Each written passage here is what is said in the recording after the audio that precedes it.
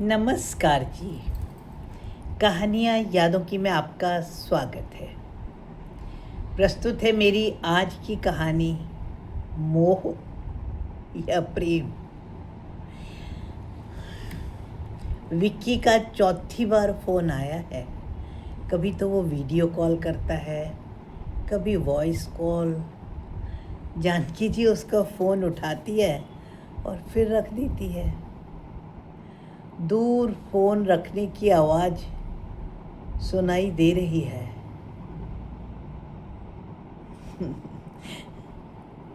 फिर भी आवाज़ आए जा रही है।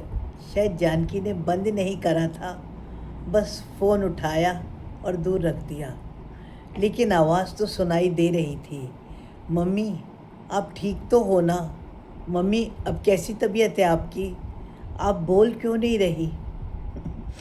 हालांकि जानकी जी का मन भी अंदर तक कचोट रहा था और कभी मोह उबाले लेता था, कभी गुस्सा। कुछ समझ नहीं आ रहा था।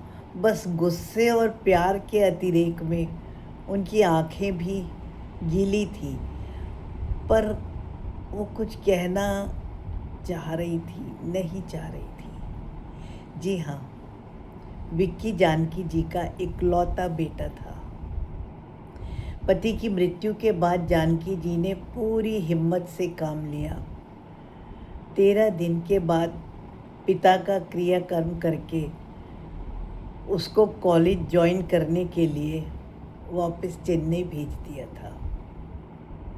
जी हाँ, उनका बेटा उस समय चेन्नई के इंजीनियरिंग कॉलेज में पढ़ता था और वहीं हॉस्टल में रहता था। जानकी जी और वर्मा जी दिल्ली में सरकारी मकान में रहते थे। पति की मृत्यु के बाद उन्हें वह मकान भी खाली करना पड़ा।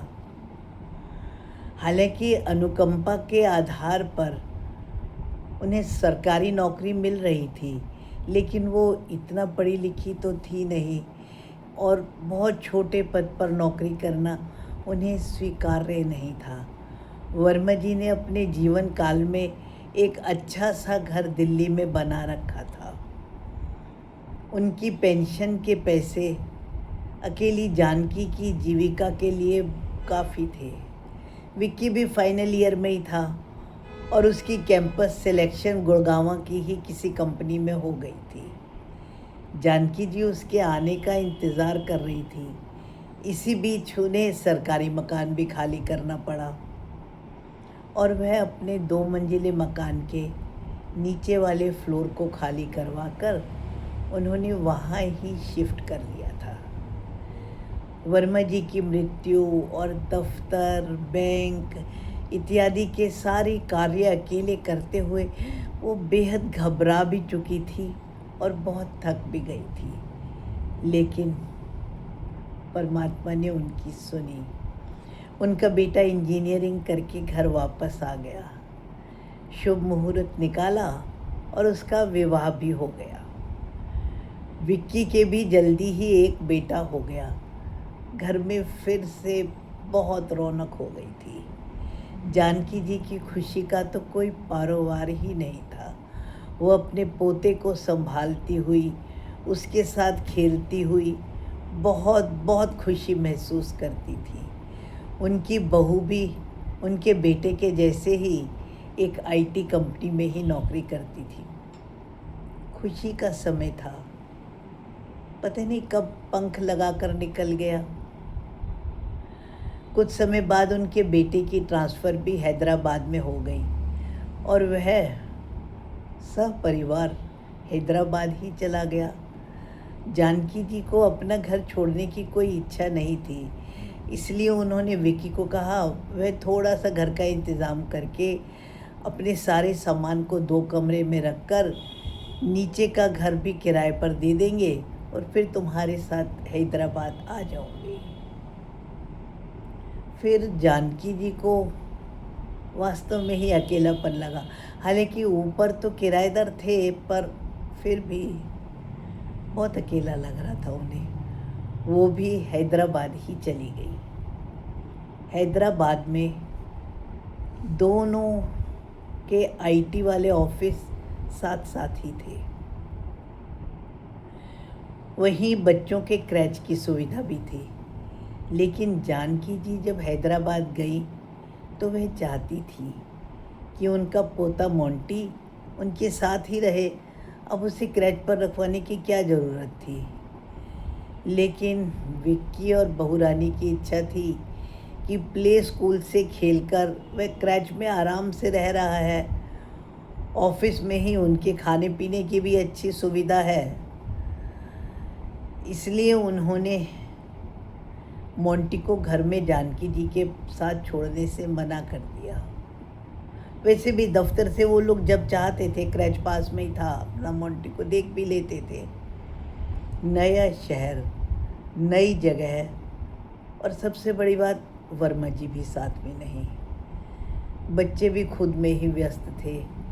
ऐसा लगता था मानो पास होकर भी पास नहीं है। जानकी जी का बिल्कुल हैदराबाद में मन नहीं लग रहा था कि तभी एक दिन विक्की ने कहा कि उसका कनाडा जाने का प्रोसीजर पूरा हो गया है, वीज़ा वगैरह लग जाएगा और वह कुछ समय बाद कनाडा चला जाएगा, तो वो सबको बुला लेगा। बहू रानी भी अपने कागज़ वगैरह पूरे करने में लग रही थी। विक्की के कनाडा जाने के बाद भी जानकी जी की दिनचर्या में कोई फ़र्क नहीं आया। बस अब भी बहू रानी मोंटी को साथ लेकर ही ऑफिस जाती थी, और उसने भी कुछ समय बाद ऐसा मैनेज कर लिया था कि उसकी भी ट्रांसफ़र कनाडा में ही हो गई थी। अब वो भी जाने की तैयारी में थी, और हैदराबाद में अब किराए का मकान रखने की कोई तुक भी नहीं थी। विक्की कुछ दिनों के लिए इंडिया वापस आया। उसने जानकी जी से कहा, मैं आपको भी जल्दी ही बुला लूँगा, तब तक आप वापस दिल्ली वाले घर में ही चली जाओ। फिर और कोई चारा भी तो नहीं था, वो वापस अपने दिल्ली वाले घर में ही आ गई। विक्की अभी ज़िद पकड़े हुए था कि आप तो कनाडा आ ही जाओगी, क्यों ना हम इस घर का ऊपर वाला फ्लोर बेच दें, क्योंकि कनाडा में उन लोगों को भी पैसों की ज़रूरत तो थी। विक्की उन्हें यही समझाने की कोशिश कर रहा था, यूँ भी आप इतने बड़े घर को अकेले तो संभाल नहीं पाओगी, और किराएदारों से किराया मिले ना मिले, आप कहाँ सबसे उलझती रहोगी, कभी कोई जा रहा है कभी कोई आ रहा है। इस मकान को चाहें तो आप पूरा ही बेच दो और एक छोटा सा फ्लैट लेकर अकेली बहुत सुरक्षा वाले माहौल में रह सकती हो, या ऊपर वाला फ्लोर तो बेच ही दो। विक्की यह सब काम बहुत जल्दी में करना चाहता था, लेकिन जानकी जी इस चीज़ के लिए बिल्कुल भी तैयार नहीं थी। बिना वजह ही दोनों में तनातनी बढ़ रही थी, और जाते हुए भी विक्की अपने परिवार के साथ बेहद गुस्सा होते हुए यह कहकर गया था कि आपको पैसे और यह घर ही ज़्यादा प्यारा है ना, तो अब आप अपने पैसे और अपने घर के साथ अपने घर में ही रह लो। ना आप हमारी चिंता करना और ना ही हम आपकी चिंता करेंगे। जानकी जी को कुछ समझ नहीं आ रहा था। वर्मा जी की गाड़ी मेहनत की कमाई को वह यूं ही नहीं बेचना चाहती थी, और आजकल के माहौल में किस पर कितना विश्वास करें उन्हें कुछ समझ भी नहीं आ रहा था। ना ही वह विक्की को कुछ समझा पा रही थी। विक्की के जाने के बाद ही उन्हें पता चला कि विक्की ने एक प्रॉपर्टी डीलर से बात पक्की करके उनके फ्लोर को बिकवाने का पूरा इंतज़ाम कर रखा था। अब जानकी जी के मना करने पर वह प्रॉपर्टी डीलर भी भुनभुनाता हुआ चला गया। उसके बाद विक्की और बहू रानी दोनों का कनाडा पहुंचने का भी फ़ोन उनके पास नहीं आया। वो भी हद परेशान हो उठी थी। ऊपर रहने वाले किराएदारों की सहायता से और कुछ रिश्तेदारों की मदद से उन्होंने अपने जीवन को आगे बढ़ाने की चेष्टा की। इस बात की उन्होंने पूरी कोशिश करी कि अकेलापन उन पर हावी न हो जाए। शारीरिक और मानसिक परेशानियों से वे खुद ही जूझ रही थी कि विक्की का फ़ोन फिर से आया, और उसने जानकी जी का हाल पूछते हुए उन्हें जल्दी ही अपने पास बुलाने का आश्वासन दिया और उनसे फिर से ऊपर के फ्लोर को बेचने का बहुत प्यार से अनुरोध किया। बातें करते करते उसने मोंटी को भी फ़ोन दिया और मोंटी से भी कहलवाया, दादी पापा की बात मान लो ना प्लीज। उन्होंने फ़ोन दूसरी तरफ रख दिया। हालांकि जानकी जी की आंखों से अश्रुधारा लगातार, जो कि उन्हें भावनात्मक रूप से बहुत कमज़ोर कर रही थी, बहती ही जा रही थी, परंतु फिर भी उन्होंने अपने मन पर काबू किया और फ़ोन को वहीं छोड़कर दूसरे कमरे में चली गई। फ़ोन में बच्चों की आवाज़ आ रही थी।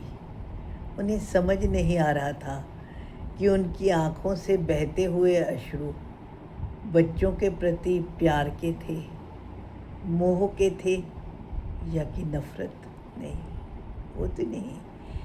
काश आज वर्मा जी होते, लेकिन यह तो उन्होंने दृढ़ निश्चय कर लिया था कि अभी तो वह घर को बिल्कुल नहीं बेचेंगी। ऐसा सोचते हुए वह अपने आप को भावनात्मक रूप से और मजबूत कर रही थी। थोड़े ही देर में दूसरे कमरे से फ़ोन की आवाज़ आनी भी बंद हो गई थी।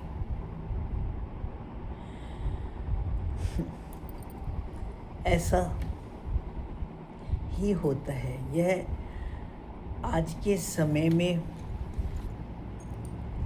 विडंबना कहो या कुछ भी कहो, वह खुद ही जीना सीख रही थी।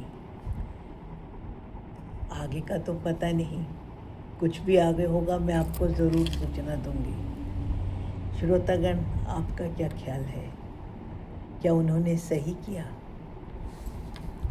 कमेंट्स में बतलाइए। जल्दी ही मैंने अपना एक और धारावाहिक लिखा है, जो कि सितंबर के अंत या अक्टूबर के प्रारंभ में मैं शुरू करूँगी। आपका कोई भी भाग मिस ना हो, इसलिए मेरे चैनल को सब्सक्राइब कर लें। अगर कहानी पसंद आई हो तो लाइक करें। धन्यवाद।